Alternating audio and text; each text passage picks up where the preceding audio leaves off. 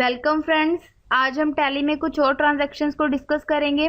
जैसे हमारे पास यहाँ पे फर्स्ट ट्रांजैक्शन गिवन है on 13 September 2012 check received from Anil of ₹1 lakh and deposited into bank same day.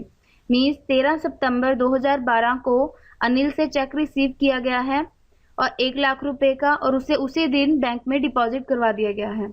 अब हम यहाँ पे फर्स्ट एंट्री देखते हैं। जो बैंक अकाउंट है उसको हमने डेबिट साइड में एंटर किया है, क्योंकि हम देख सकते हैं जो बैंक है वो यहाँ पे रिसीवर है, वो चेक की अमाउंट है वो उसको रिसीव कर रहा है। तो बैंक हमारा यहाँ पे पर्सनल अकाउंट के अंडर आता है, और पर्सनल अकाउंट रूल हमें ये बताता है debit the receiver and credit the giver. इसीलिए बैंक रिसीवर है और इसे हम डेबिट साइड में एंटर करते हैं। अब हम सेकेंड एंट्री देखते हैं। जो अनिल है उससे हम चेक रिसीव कर रहे हैं। जो बैंक है यहाँ पे रिसीवर है और अनिल यहाँ पे गिवर है, क्योंकि अनिल है जो वो चेक दे रहा है, इसीलिए अनिल अगेन हमारा पर्सनल अकाउंट के अंडर आता है। और अनिल जो यहाँ पे गिवर है इसीलिए इसको हम क्रेडिट साइड में एंटर करते हैं, क्योंकि जो पर्सनल अकाउंट रूल है वो हमें ये बताता है debit all receiver credit all giver. इसीलिए अनिल को हमने क्रेडिट साइड में एंटर किया है। इसी अकॉर्डिंगली जो हमारे पास एंट्री बनती है वो इस तरह से है, bank account debit 1 lakh to Anil 1 lakh. अब हम सेकेंड एंट्री को रीड करते हैं। On 15 September 2012 check received from Alka ₹25,000। Means 15/9/2012 को अलका से चेक रिसीव किया गया है 25,000 रुपये का। अब हम देखते हैं जो बैंक है वो अगेन यहाँ पे रिसीवर है, मतलब जो बैंक है वो चेक के थ्रू बैंक बैलेंस हमारा इंक्रीज हो जाएगा। और जब बैंक बैलेंस इंक्रीज होता है तो हम पहले वाले ट्यूटोरियल्स में भी पढ़ चुके हैं, उनको हम डेबिट साइड में एंटर करते हैं। इसीलिए जो बैंक अकाउंट है उसको हमने डेबिट साइड में एंटर किया है।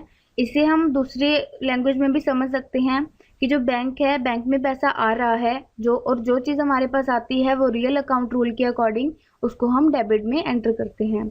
अब हम सेकेंड एंट्री देखते हैं। जो अलका है वो अगेन यहाँ पे गिवर है, और जो गिवर होते हैं वो पर्सनल अकाउंट के अंडर आते हैं। और पर्सनल अकाउंट रूल हमें ये बताता है कि क्रेडिट साइड में हमने गिवर को एंटर करना है। अब हम देखते हैं जो हमारे पास एंट्री बनी है वो इस तरह से है, bank account debit 25,000 to Alka 25,000। अब हमारे पास जो नेक्स्ट एंट्री है वो इस तरह से है। On 16 September 2012 bank intimates that cheque of Anil has been return unpaid. मतलब 16/9/2012 को बैंक ने इंटीमेट कर दिया है जो चेक था अनिल का उसको रिटर्न किया है अनपे करके। मीन्स अब हम पहले वाली एंट्री को रीड करते हैं। जो अनिल ने चेक दिया था बैंक में 1 लाख रुपीज़ का, उसको अनपेड करार कर दिया गया है बैंक की तरफ से। अब हम देखते हैं जो फर्म है उसने अनिल से 13 तारीख को वो चेक रिटर्न हुआ है, मतलब बाउंस हो चुका है। यहाँ पे हम एक चीज़ का ध्यान रखेंगे कि जब किसी डेटर से चेक रिसीव होता है और उसे डिसऑर्डर करार कर दिया जाता है तो वो पार्टी आपके लिए अगेन डेटर बन जाती है। मतलब आपके डेटर इंक्रीज हो जाते हैं, और जब आपके डेटर इंक्रीज होते हैं तो उसको आप डेबिट साइड में एंटर करते हैं। इसीलिए जो अनिल है वो अगेन यहाँ पे आपका डेटर है, और डेटर इंक्रीज होने की वजह से इसको हम डेबिट साइड में एंटर करेंगे। इसीलिए हमने जो अनिल है उसको डेबिट साइड में एंटर किया है। अब हम देखते हैं कि जो चेक है वो अनपेड वापस आ चुका है, और जो बैंक बैलेंस है वो रिड्यूस हो जाएगा।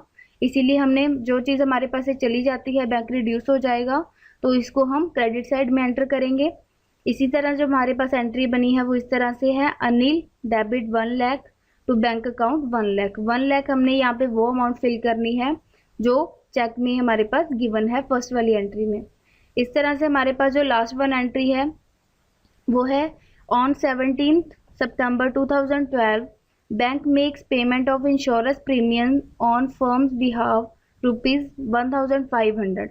मतलब 17/9/2012 को बैंक ने पेमेंट बनाई है लाइफ इंश्योरेंस प्रीमियम की कंपनी के फर्म के बिहाफ पर 1,500 रुपये की। मतलब कि लाइफ इंश्योरेंस की जो प्रीमियम है वो 1,500 रुपये की पे करनी है, और जो बैंक ने इसकी पेमेंट बनाई है। अब हम देख सकते हैं कि जो इंश्योरेंस प्रीमियम है उसको इंश्योरेंस प्रीमियम अकाउंट को हमने डेबिट में एंटर किया है, क्योंकि इंश्योरेंस प्रीमियम किसी फर्म के लिए एक तरह का एक्सपेंस है, और जो एक्सपेंसेस हैं उनको हम नॉमिनल अकाउंट रूल के अकॉर्डिंग डेबिट में एंटर करते हैं, क्योंकि नॉमिनल अकाउंट रूल हमें ये बताता है ऑल एक्सपेंसेस और losses are enter in debit side and profit and gains are enter in credit side, इसीलिए इंश्योरेंस प्रीमियम अकाउंट को हम डेबिट में एंटर करेंगे। अब हम देखते हैं जब हम बैंक से पैसा रिड्यूस हो जाएगा, जब हम इंश्योरेंस प्रीमियम फिल कर देंगे तो बैंक से पैसा चला जाएगा, बैंक बैलेंस कम हो जाएगा और रियल अकाउंट रूल के अकॉर्डिंग जो चीज़ हमारे पास से चली जाती है उसको हम क्रेडिट साइड में एंटर करते हैं। इसी अकॉर्डिंगली हमने जो बैंक अकाउंट है उसको हमने क्रेडिट साइड में एंटर किया है और जो हमारे पास एंट्री बनी है वो इस तरह से है, insurance premium account debit 1500 to bank account 1500। Thank you.